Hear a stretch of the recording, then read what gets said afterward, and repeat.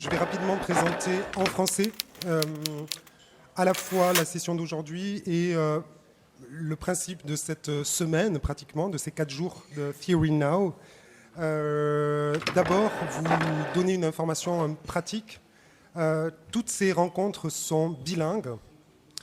Certaines sont en anglais, d'autres sont en français. Mais nous avons de la traduction simultanée qui est prévue à cet effet. Il vous suffit d'aller sur le côté, je crois, pour demander des casques.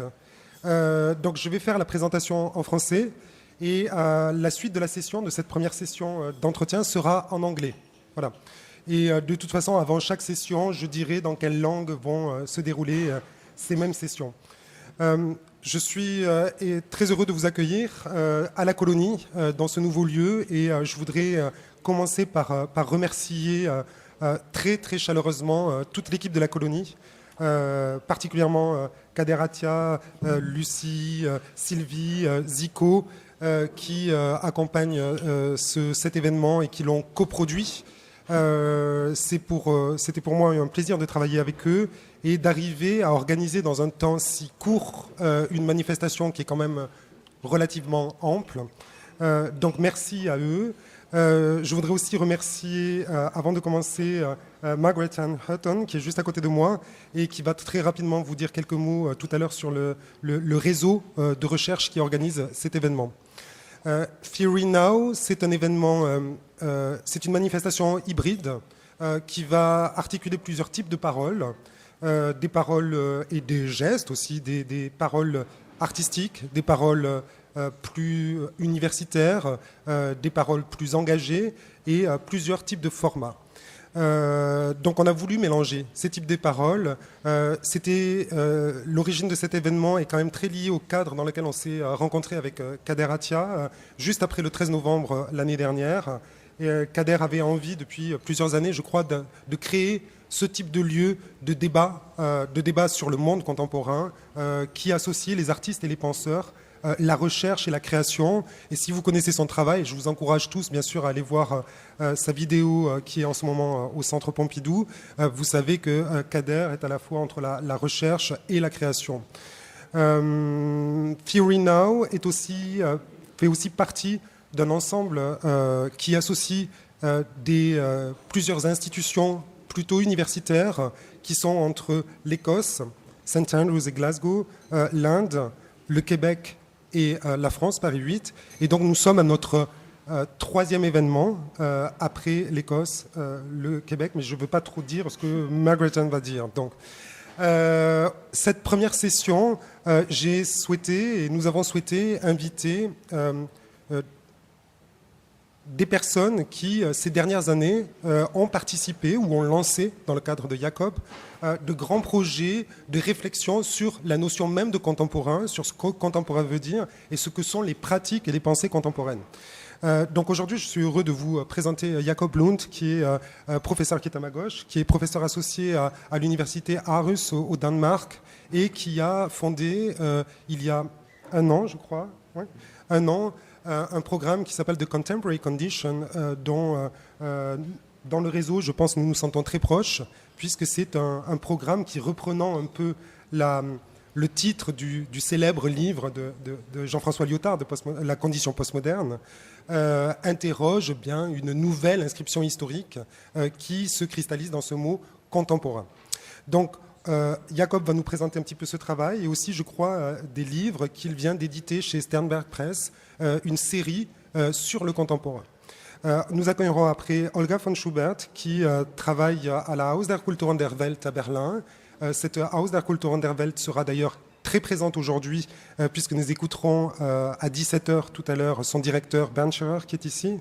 Nous parler de ce lieu. C'est un lieu qui m'a personnellement beaucoup inspiré et qui, je crois, a aussi inspiré Kader dans ce que nous voulions faire ici, à la colonie et dans Theory Now. Donc, je ne vais pas être trop long parce qu'on est déjà très en retard. Nous avons une session jusqu'à 4 heures environ. Jacob et Olga vont parler entre 30 et 40 minutes et nous débattrons avec eux de leurs avancées sur la question du contemporain. Mais avant de donner la parole à Jacob Lund, je la donne à Margaret-Anne Hutton, qui va très rapidement nous parler de ce network de recherche. Merci. Okay, thanks. Is this working? I don't think. Yeah, is this? Okay, so I'm told I'm doing this in English, so I was going to do it in French, but I'm going to do it in English. I'd like to start really by, again, thanking Lionel for all the work he's put into this. It's been a Herculean effort, and I'm sure he's exhausted, so thank you very much, Lionel. I think you'll all agree it's an extraordinary programme that he's put together. I'd also like to thank Kader for La Colonie and all the team here. I'd also like to thank Laura Pels-Ferra, I don't know if she's here, but she's the administrator of the Links Network, who's been putting in a lot of work behind the scenes. Just a couple of words, really. The Links Research Network was set up in 2015. The idea being to bring together very different institutions, some that are quite traditional, some less so, on 3 different continents. Margaret-Anne, est-ce que tu peux t'approcher du micro? Le micro, est-ce que tu peux t'approcher du micro? Okay, can you sorry. be closer? Yes, so 3 different continents.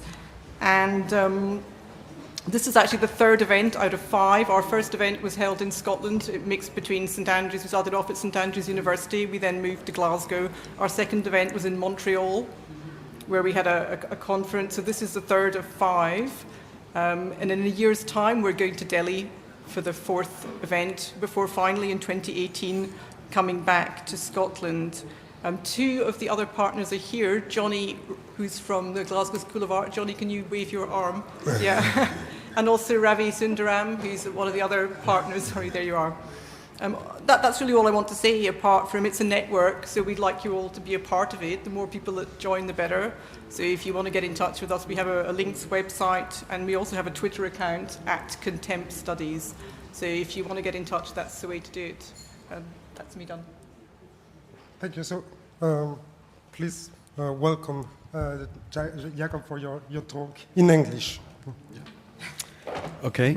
Yeah. Thanks a lot to Lionel Ruffel and Margaret-Anne Hutton and to Atelier for the invitation, and also to Laura Ferrer for the help. I'm very pleased to be here and to take part in what seems to be a very interesting and timely event, and also in such a great place like this. As Lionel said, I'm here to present a 3-year research project called The Contemporary Condition, the representation and experience of contemporaneity in and through contemporary arts practice.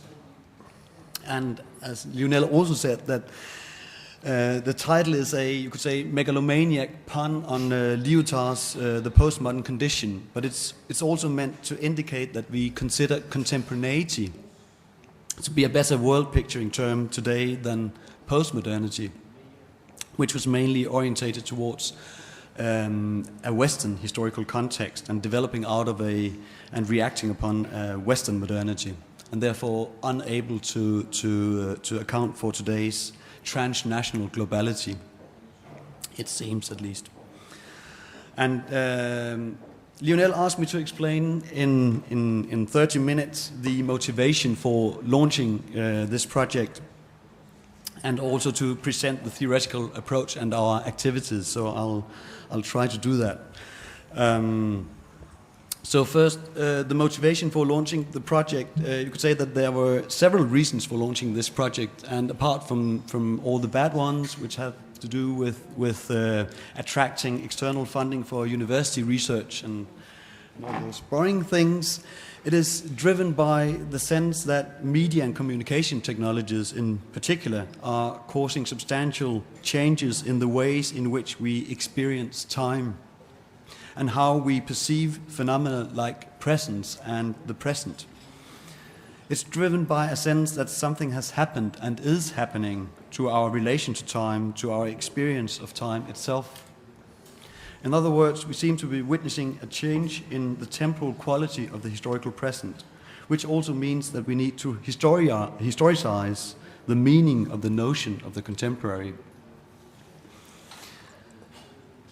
Another motivating factor is a dissatisfaction with the, in many cases, unreflective or imprecise ways in which we conceive of and use the notion contemporary art, which has replaced modern and, for a period, postmodern art as descriptor of the art of our time.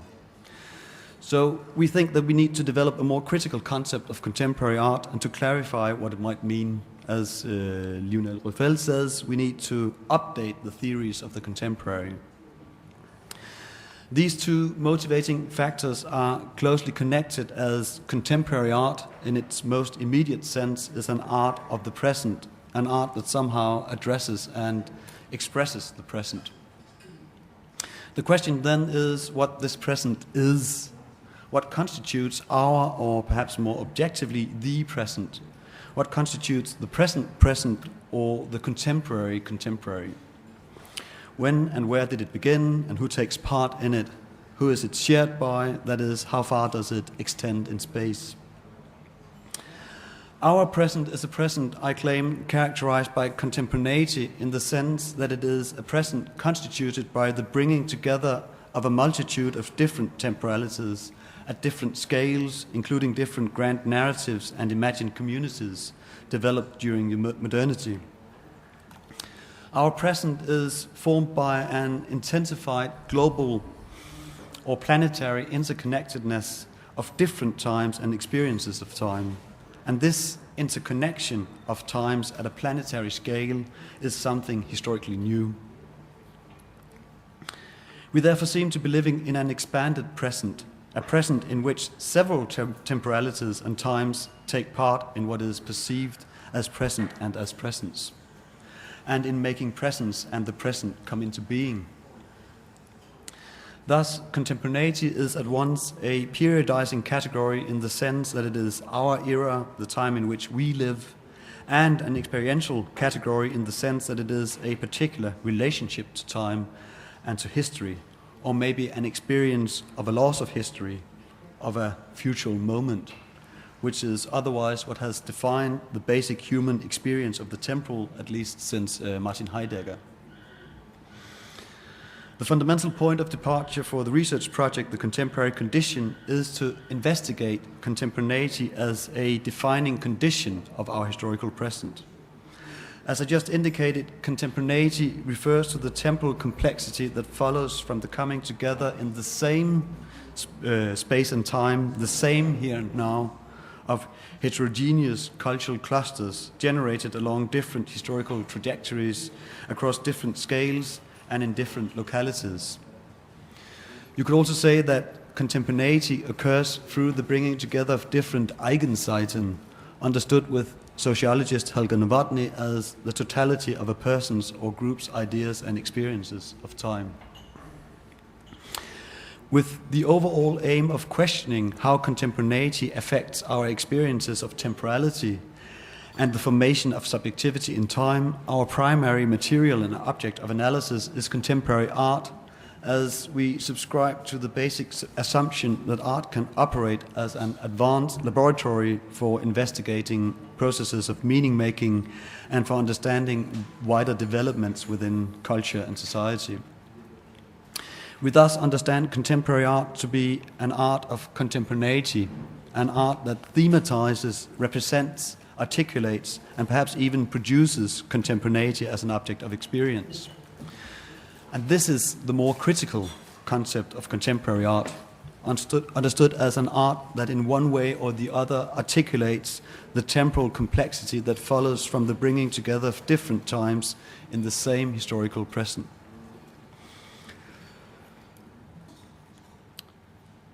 And our theoretical approach and framework, our approach is unashamedly eclectic, approaching the question, phenomenon, idea, or fiction even of contemporaneity and its possible consequences and implications seems to force us into bringing together competing discourses and different epistemological registers that are not usually brought into dialogue and that do not easily communicate with each other.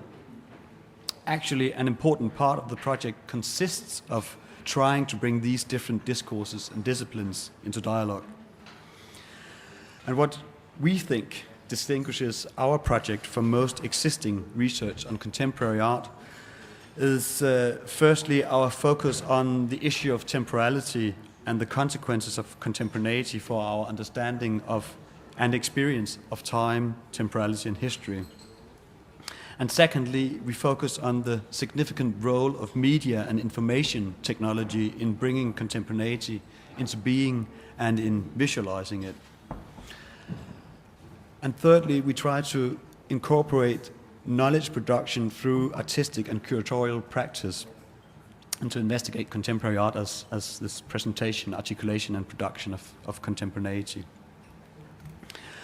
And we find our theoretical main inspiration for the relatively technical conception of contemporaneity in the work of philosopher Peter Osborne and the work of art historian Terry Smith, who both explicitly relate contemporary art to the issue of contemporaneity.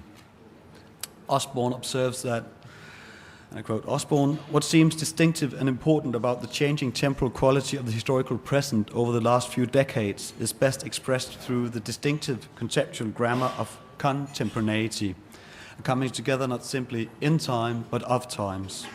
We do not just live or exist together in time with our contemporaries, as if time itself is indifferent to this existing together, but rather the present is increasingly characterized by a coming together of different but equally present temporalities or times, a temporal unity in disjunction or a disjunctive unity of present times.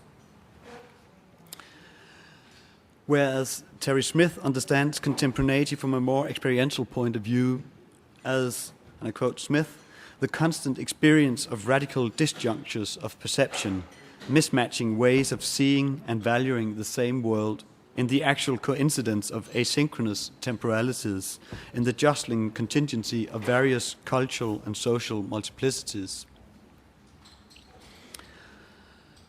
Thus, the contemporary as a noun is inseparable from the global, and any definition of the specificity of the contemporary must include the condition of a growing transnational contemporaneity as a decisive dimension of the globalized world. And this globality is, for good reasons, absent in most conceptions of the postmodern. Contemporaneity is the temporality of globalization, as Osborne has pointed out, a new kind of totalizing but immanently fractured constellation of temporal relations.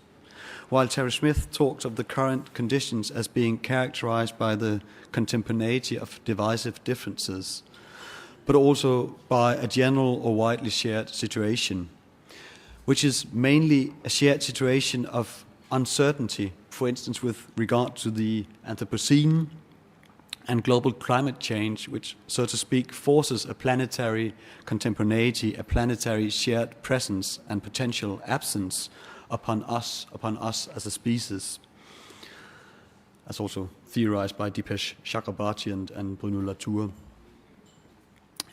In addition, anthropologist Marc Auger also points out a new condition of radical contemporaneity between peoples and cultures, where it is no longer possible to construct the otherness of what Ernst Bloch called the non-contemporaneous contemporaneities, or die Gleichzeitigkeit des Ungleichzeitigen, of so-called primitive societies, subaltern groups and non-Western cultures, and to attribute lateness to these as the speed of cultural, economic and migratory circulation has inaugurated a generalized sharing of time.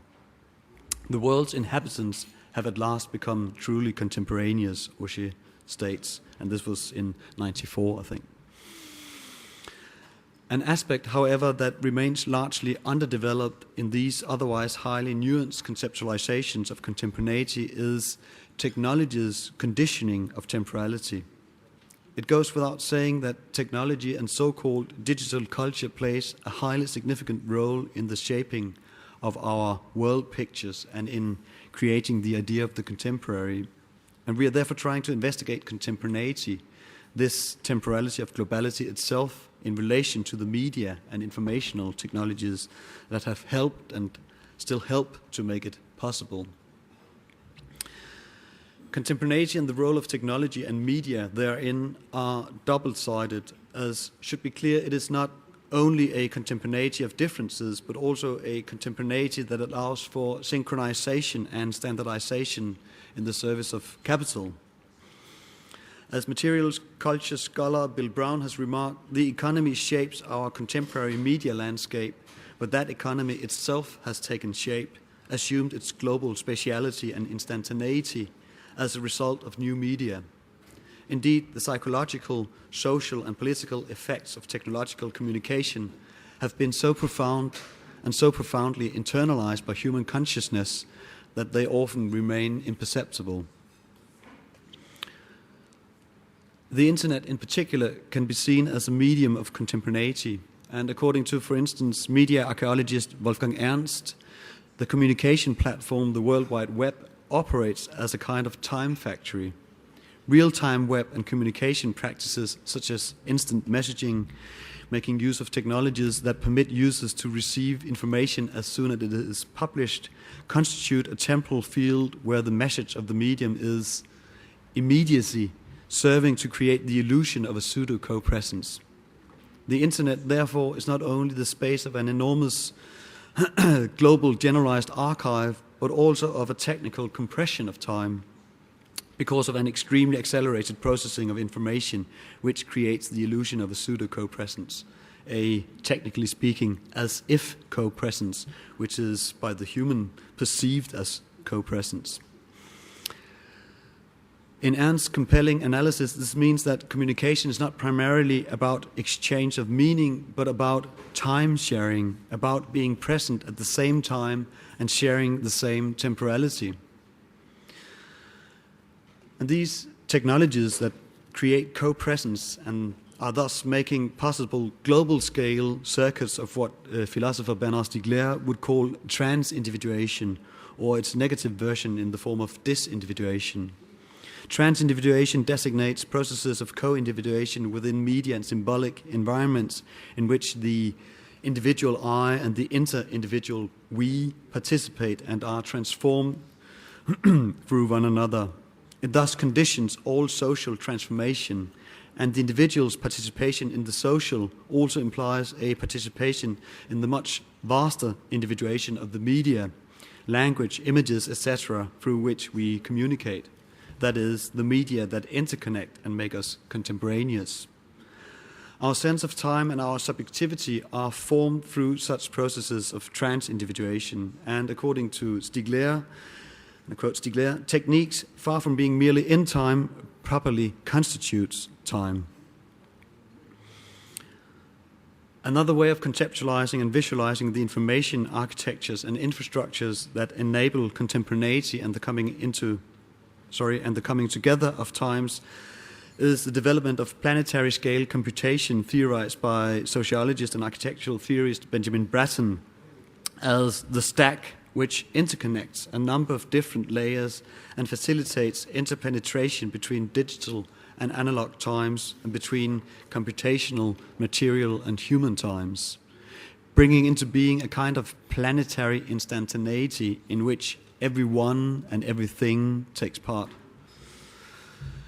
It should, however, of course, be underlined that the access to take part in the shared present, which is also theorized by Mark Auger and Terry Smith, is highly unevenly distributed.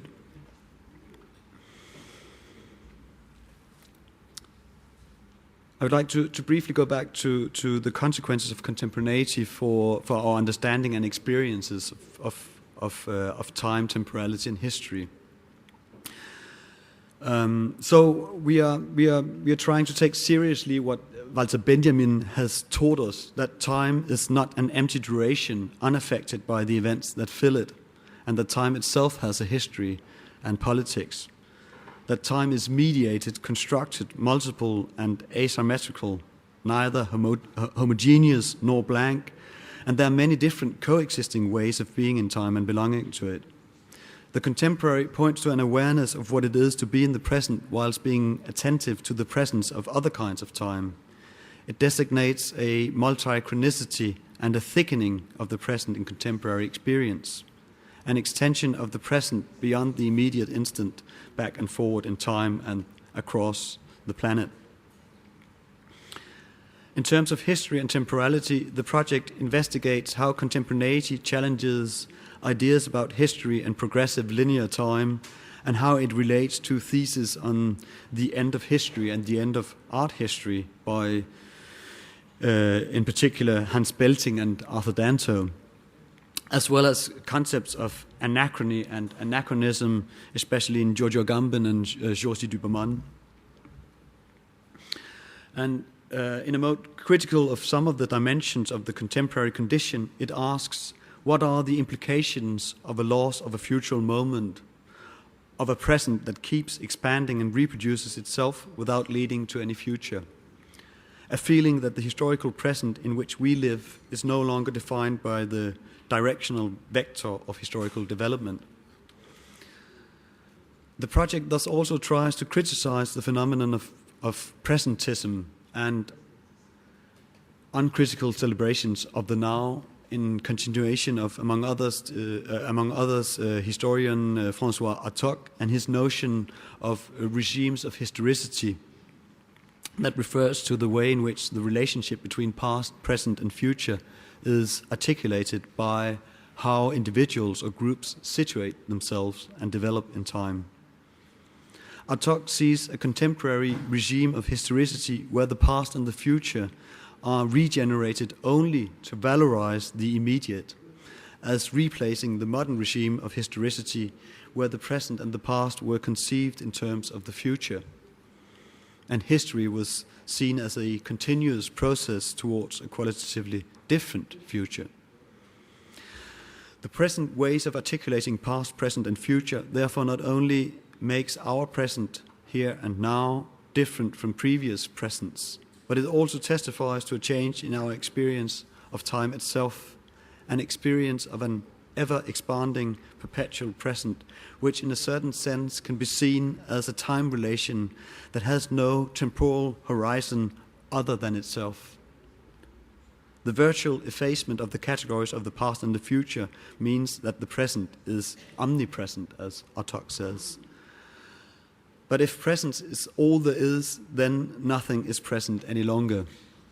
Presentism, this negative version or dimension of contemporaneity, names the dissolvement of presence and the present. Atelier, however, deals almost exclusively with time experiences within a European framework that is in the singular. As noted previously, what I find crucial about our present, the present, is that it is conditioned by contemporaneity, understood as the interconnection of different presents with different prehistories and of different time experiences or Eigenzeiten in the same present, meaning that it is necessary to try to establish a global or planetary perspective on the present understood as this disjunctive unity that Osborne speaks of. Today, we are therefore confronted with the challenge of thinking or imagining a qualitatively different future or a collective pretension which transcends the all-encompassing temporal horizon of presentism, but without falling back into the synchronizing and universalizing discourse of progress which characterized Western modernity, where those who do not comply with its parameters are excluded and where progress is defined in terms of the projection of certain, that is, Western people's presence as other people's futures.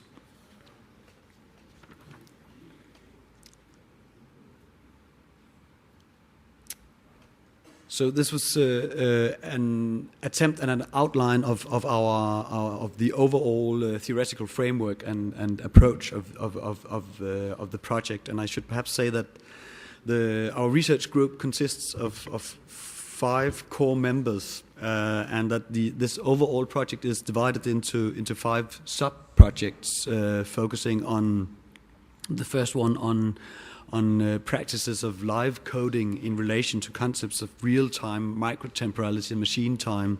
And this is undertaken by my colleague Jeff Cox. He's also co-directing the project.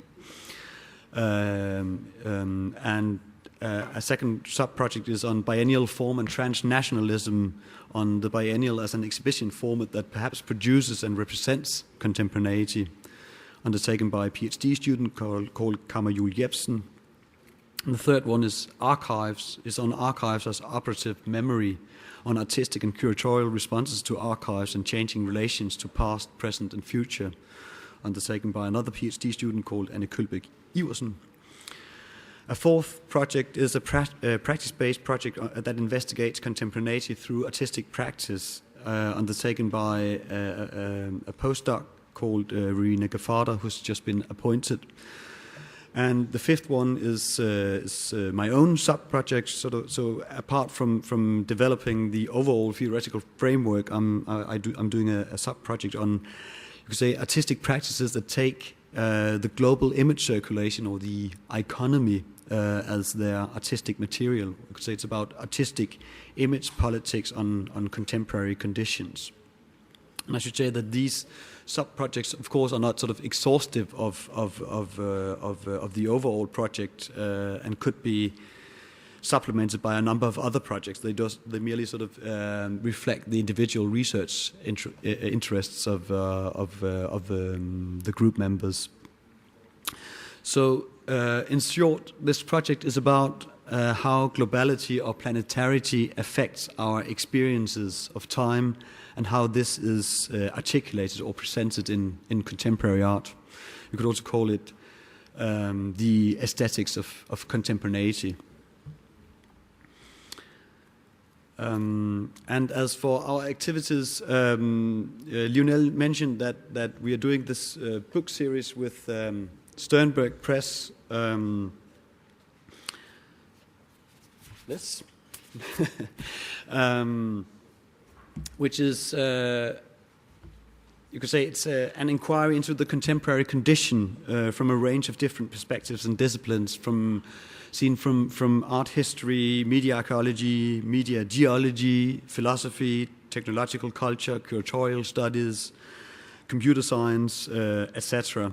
And the book series is designed by Dexter Sinister and is meant to, in itself, somehow thematize the issue of contemporaneity.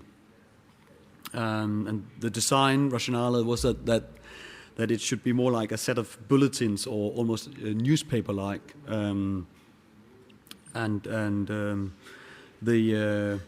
I won't say much about this conceptual design. It's sort of they make use of a typeface they have developed themselves. Dexter Sinister called Mettre, the difference between the two font. But I'll pass them around, or there'll be some copies in the bookshop also. But there's a rather technical note on the typeface that you can go and read yourself. I won't try to reconstruct it here. But I should say that the books in the series can be read together and apart. They have this sort of shared design principle foregrounding the series aspect of it, whereas each volume is distinguished not only by the particular version of the font differs from each book, the particular version of the font in use, but also by different shades of grey and a different choice of paper quality, so that each book has a different feel to it. Also, each book carries a timestamp. They are varying length, etc. And as I just showed you, the first three books came out in a month ago, I think. The first one is by Jeff Cox and myself. It's called The Contemporary Condition, Introductory Thoughts on Contemporaneity and Contemporary Art. There's a second one by art historian Terry Smith called The Contemporary Condition.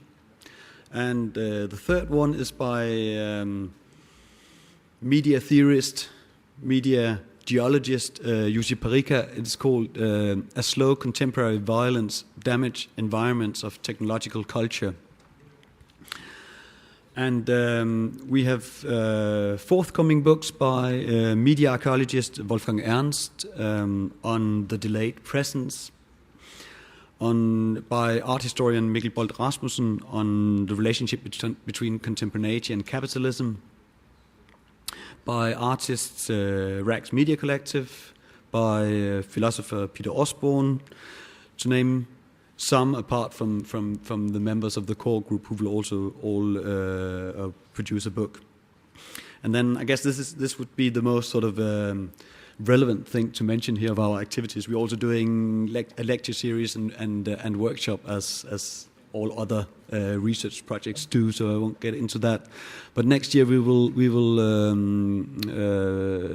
doing a conference on the contemporary at Aarhus Art Museum. To explore changes in our experience of time from different angles and disciplines, including artistic investigations of contemporaneity. This will be in June. You're all invited. I think I'll leave it there. Okay. Thanks for your attention. Thank you.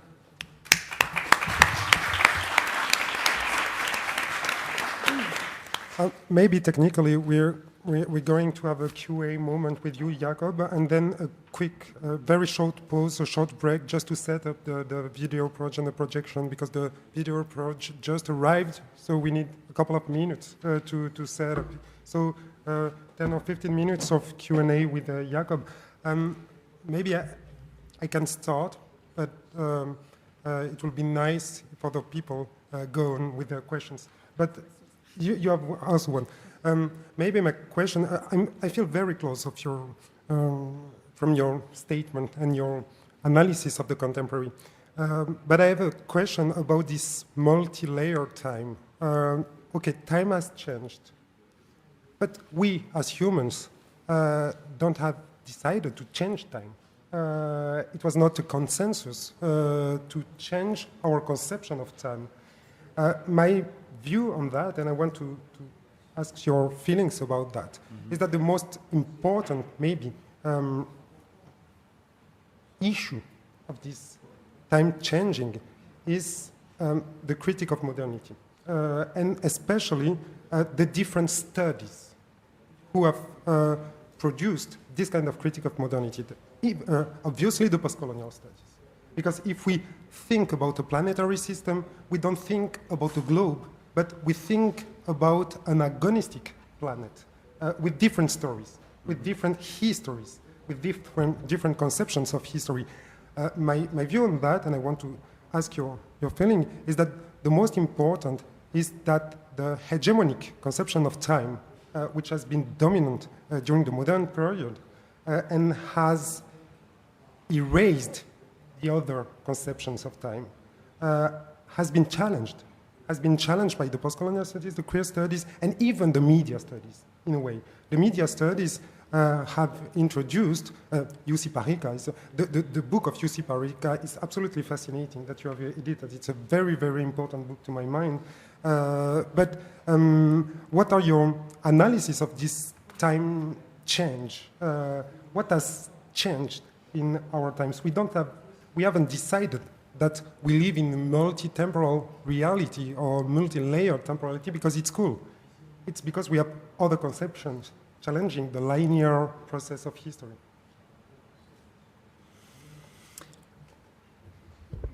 Yeah, that's a huge question.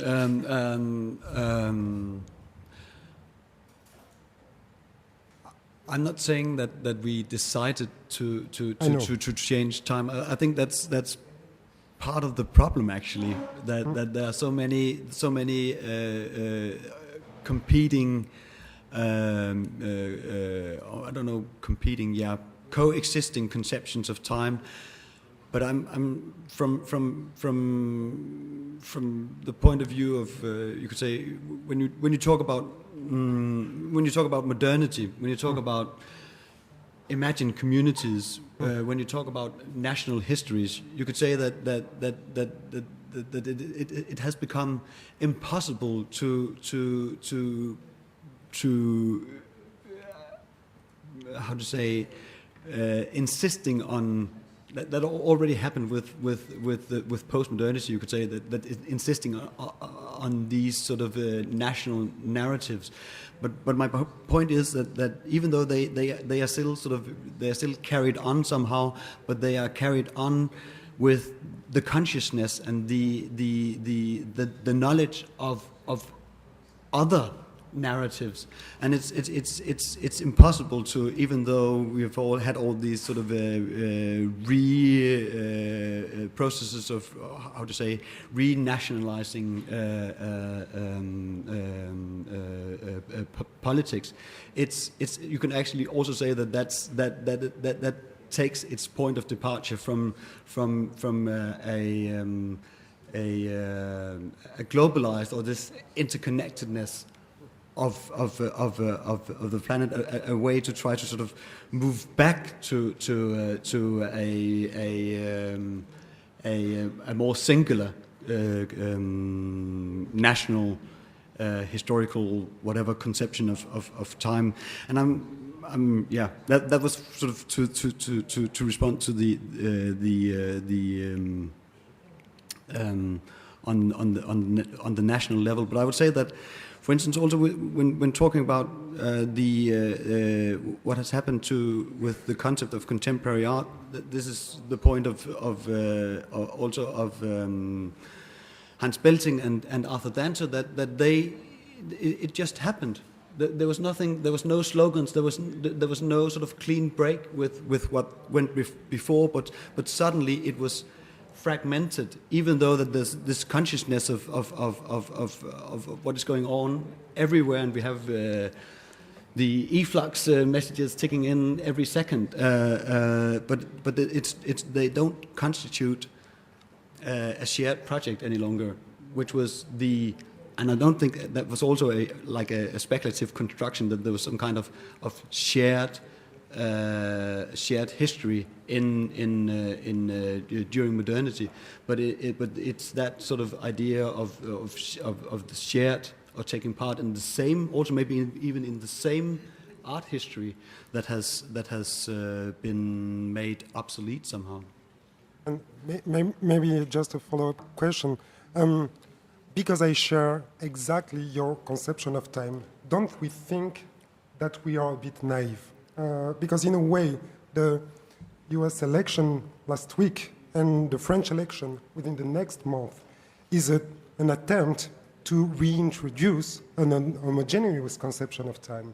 And don't you think that we are exactly at that point where politically we're struggling for a conception of time? We have, on one side, heterogeneous conception of time, a multi-layered, a multiplicity conceptions of time, and I'm really satisfied with this conception of time. But I have many people in front of me who want to, I don't know if it's a comeback, I'm not sure of that, but they want a new homogeneous conception of time.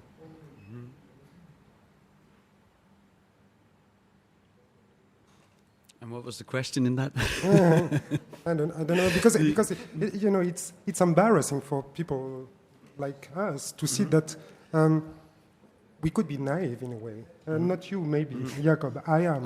Yeah, I am. Yeah, but at least that's also what I'm saying, that this sort of at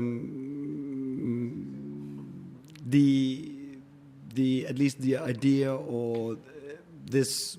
There's also I would say, a positive dimension in this contemporaneity through technology, this generalized sharing of time. At least the infrastructure is in place to actually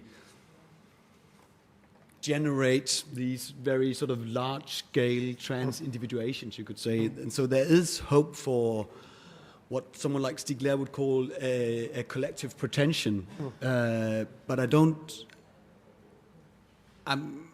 I may see the hope for it, but I don't see it. But I'm sort of, in all my naivety, I would say that this is through criticizing presentism that may sort of establish a more sort of constructive ways of trying to generate this shared time, in the sense, or this shared present, but the present being a point from which, or a point from where to generate the idea of a qualitatively different future. But the cancellation of this future moment means also that it's actually also a cancellation of politics. So in order to be political, you have to sort of reinstall the present. Margaret-Anne? Okay, I'm not sure if this is a question or a bit of a rambling dissatisfaction generally with terminology. Yeah. So I guess my question is, do we need to be more precise with terminology, or do we actually need new terms? Because I worry about the contemporary, noun, contemporary, adjective, le contemporain, then we've got contemporaneous, contemporaneity, contemporariness, and then last night I reread a bit of Agamben, and I read the English facing the French, and I realized that the use of contemporary and the contemporary was slipping all the time. So the English translation uses contemporain, contemporary in totally different ways in French. And I'm just wondering, because with modernity, you've got modernity, modernism, modern, you've got this triad with contemporary, with postmodern, you've got postmodern, postmodernism, and postmodernity, and yet we're kind of stuck with just one word, contemporary. Are we trying to get it to do too much, I think is my question.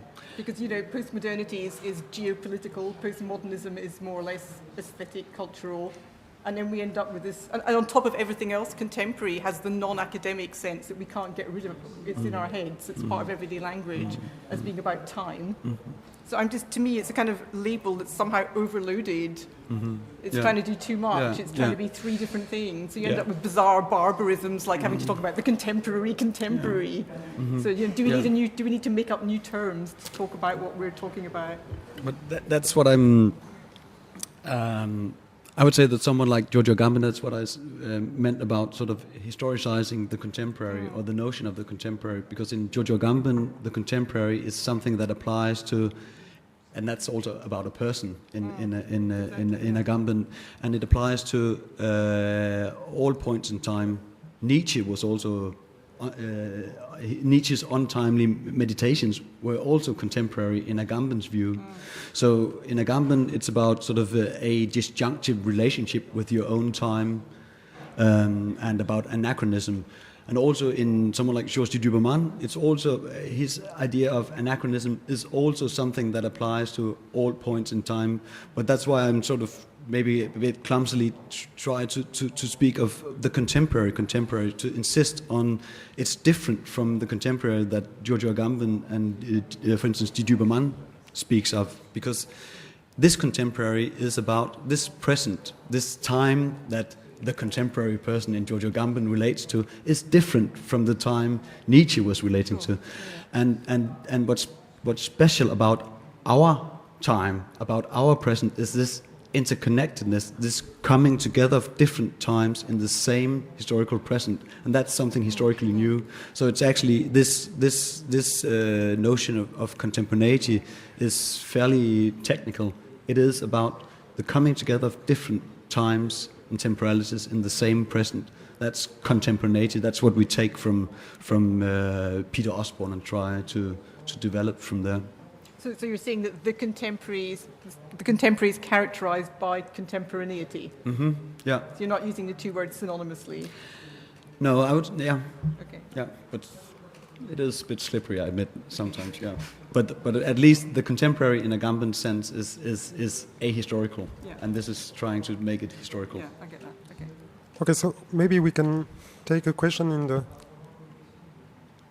among you, in the public. Donc si vous avez des questions, c'est le moment. Un microphone is here. Yeah, Ravi Sundaram here. Thank you. Thank you for a very interesting lecture. So I had a question on the notion of contemporaneity. I come from media aesthetics and media scholarship. And if you remember that particular sentence in Deleuze's essay, the protocol essay, he says we are never ever finished with anything, right? We are never ever finished with anything.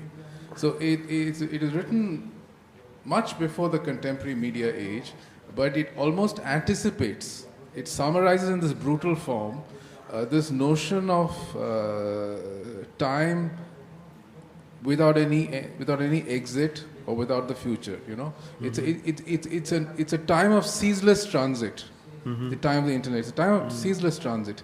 But this time, and this actually latches on to the second element, which is actually quite important, is the idea of crisis.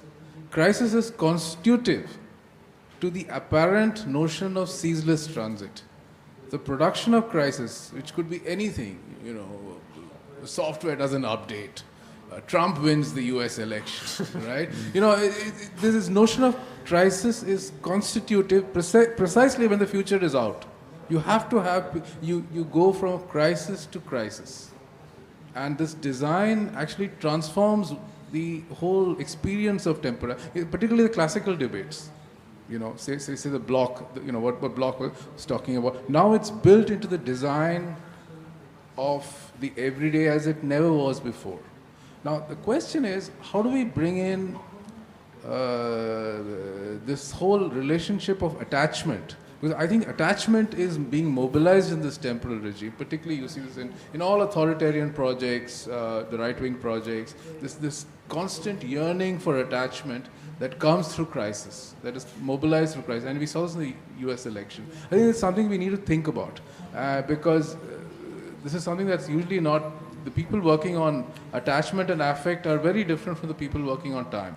Mm-hmm. It's a different, like two different bodies of scholarship that don't speak to each other. There's actually very good scholarship on both sides, and also art practice on both sides. So I wonder if we have to have a conversation, because I think this idea of crisis is quite constitutive to this notion of ceaseless transit.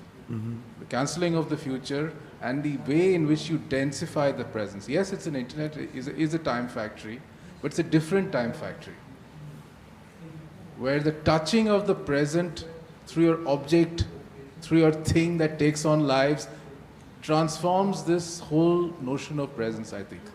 Mm-hmm. So I think there's something there we really need to have a conversation between these different elements. Yeah, thanks for... you're perfectly right.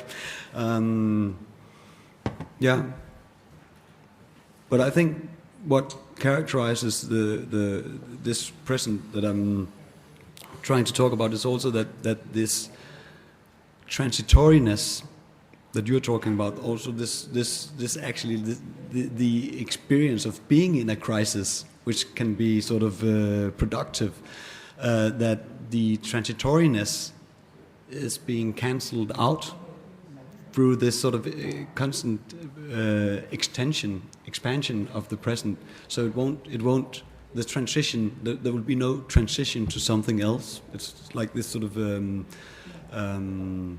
this loss of another temporal horizon, which is, at least in someone like Heidegger, is what actually constitutes time itself. Having the idea of something that hasn't happened yet, so to speak, to say very roughly, and when that is cancelled out, it's I would say it is a crisis, but it's not a crisis in any positive sense.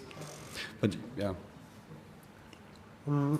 We are already late, but we can have a last question before the second talk.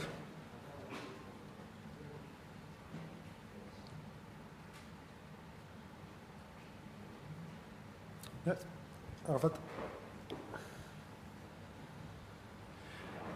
Merci. Est-ce que je pourrais poser la question en français?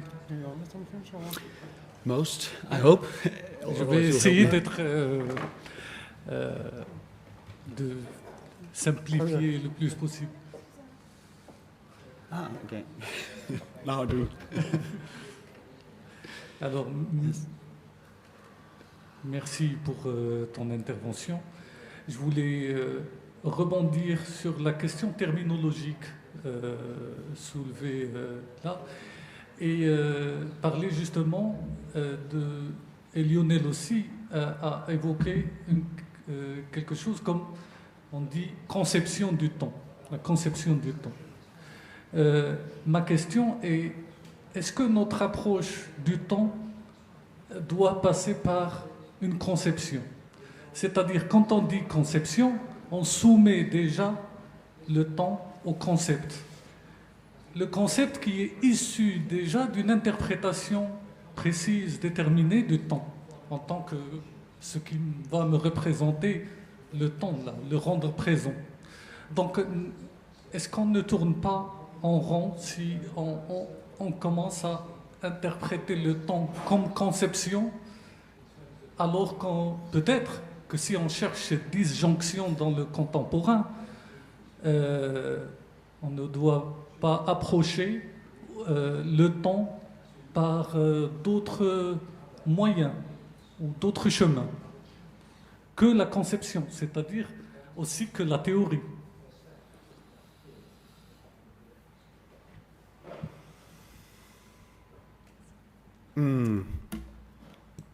Yes, maybe you're right, but through what then?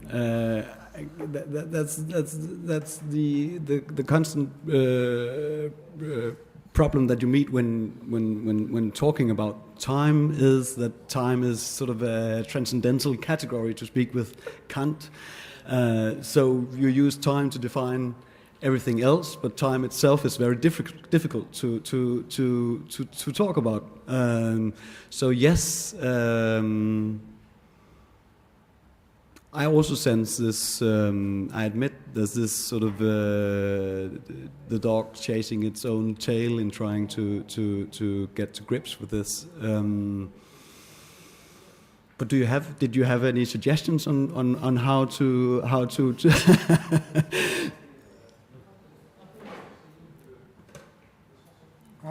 le micro.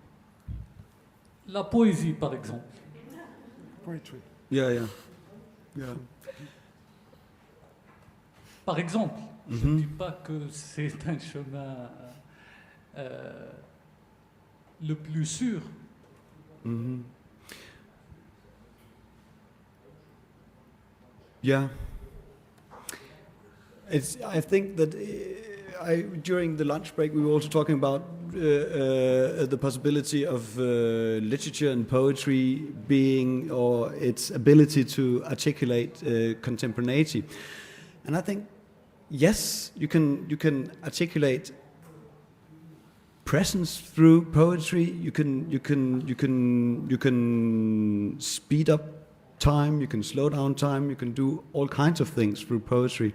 But what I'm interested in is this contemporaneity thing, this bringing together of different times, also on a very large scale. And I'm not sure that I can approach that through poetry. Even though that you could say poetic time would be one of the constituents of this time complex called contemporaneity. That was a poor answer, but it was an attempt. Thanks. Okay, so thank you, Jacob. That was a wonderful introduction for our debates and our 4 days of here raising now.